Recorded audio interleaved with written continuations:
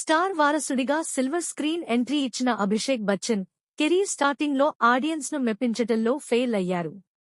కానీ ట్రెండ్ మార్చి performance oriented రోల్స్కు green signal ఇచ్చాక హీరోగా సత్తా చాటుతున్నారు చోటా బి.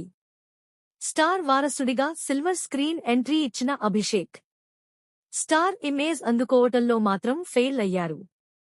కమర్షియల్ హీరోగా ప్రూవ్ చేసుకోలేకపోయినా నటుడిగా మాత్రం మంచి గుర్తింపు తెచ్చుకున్నారు. స్టార్ వారసుడిగా సిల్వర్ స్క్రీన్ ఎంట్రీ ఇచ్చిన అభిషేక్ బచ్చన్ కెరీర్ స్టార్టింగ్లో ఆడియన్స్ను మెప్పించటంలో ఫెయిల్ అయ్యారు. కానీ ట్రెండ్ మార్చి పెర్ఫార్మెన్స్ ఓరియంటెడ్ రోల్స్కు గ్రీన్ సిగ్నల్ ఇచ్చాక హీరోగా సత్తా చాటుతున్నారు చోటా బి.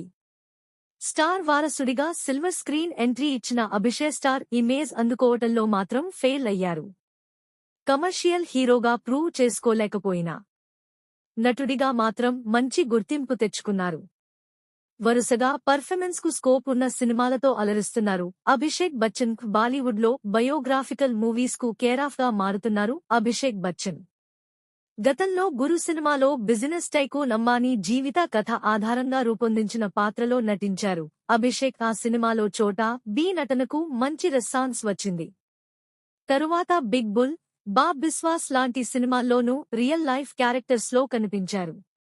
రీసెంట్గా ఘూమర్ సినిమాతో ఆడియన్స్ ముందుకు వచ్చిన అభిషేక్ మరో సక్సెస్ సాధించారు. తన వల్ల ఓ చేయి కోల్పోయిన అమ్మాయి కోసం ఓ కోచ్ ఏం చేశాడన్న కాన్సెప్ట్తో తెరకెక్కిన ఘూమర్ థియేట్రికల్గా పర్వాలేదనిపించినా ఓటీటీలో బిగ్ హిట్ అయ్యింది.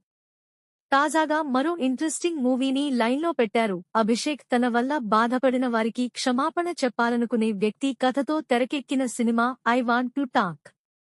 త్వరలో రిలీజ్కు రెడీ అవుతున్న ఈ సినిమా అభిషేక్ కెరీర్లో మరో మైల్ స్టోన్ అవుతుందన్న నమ్మకంతో ఉన్నారు మేకర్స్.